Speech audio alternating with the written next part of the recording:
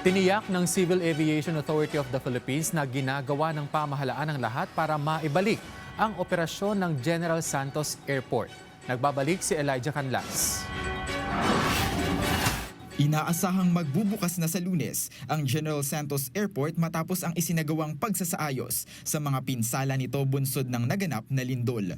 Dahil sa maagap na aksyon ng pamahalaan sa tulong ng Department of Transportation at Department of Public Works and Highways, agad na nakumpuni ang mga sira sa kisame at mga basag na glass panels sa paliparan. Kaya naman nakikita ng mga eksperto na ligtas na ulit ang Jensen Airport para sa pagbabalik ng normal na operasyon. Ayon sa Civil Aviation Authority of the Philippines o CAAP, posible nang makabiyahe ang mga commercial flights sa Hunyo 15. Paliwanag ni CAAP spokesperson Eric Apolonio, batay sa kanilang pagsusuri ay may ilang bahagi na bahagyang napinsala. Normally doon sa passenger area at saka doon sa tower. Konti lang naman sa tower, the operation ng tower. Sa laki kasi ng facilities yung mga glass na basag. All-out support naman aniya ang mga kagawaran para sa agarang pagkukumpuni ng mga naturang istruktura. Well, rest assured po yung ating pamahalaan, especially ang Department of Transportation sa pamumuno ng ating kalihim na Manny Lopez.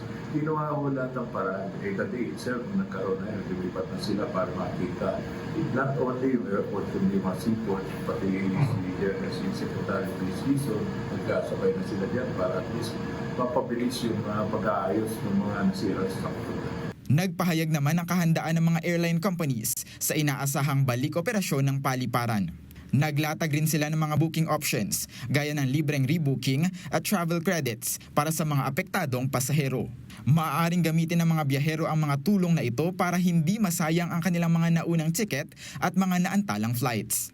Samantala, tiniyak naman ng ahensya na ligtas at nasa maayos na kalagayan ang mga ground personnel at crew ng naturang airport. Sa ngayon, bukas ang paliparan pero limitado lang muna ito sa mga government at humanitarian flights. Inaasahang magiging masigla na muli ang operasyon at transportasyon sa rehiyon sa pagsisimula ng linggo. Elijah Canlas para sa Bayan.